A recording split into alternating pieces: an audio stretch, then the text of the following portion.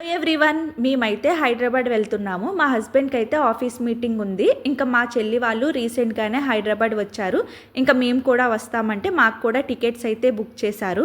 పాపని 1 అవర్ బయటికి తీసుకెళ్తేనే హ్యాపీగా ఫీల్ అవుతుంది. అలాంటిది ఇంకా ట్రైన్ ఎక్కేసరికి ఫుల్ ఎక్సైట్మెంట్లో ఉంది.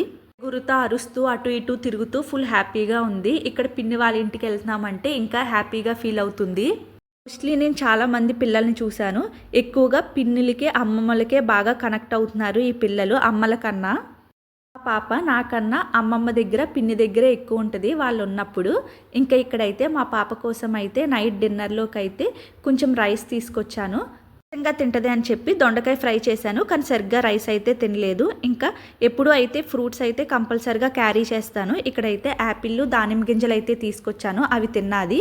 ట్రావెల్లోకి అయితే ఈ నూక పులిహార అయితే భలే ఉంటుంది. ఎక్కువగా హెవీ లేకుండా లైట్గా ఉంటుంది. ఇంకా తినేసి నైట్ పడుకుని మార్నింగ్ లెగ్సేటప్పటికైతే హైదరాబాద్ అయితే వచ్చేసాము. 6:40 కల్లా దిగాము, ఇంటికి వెళ్ళిపోయాము. నెక్స్ట్ వీడియోలో అయితే ఏం చేసామన్నది చూపిస్తాను.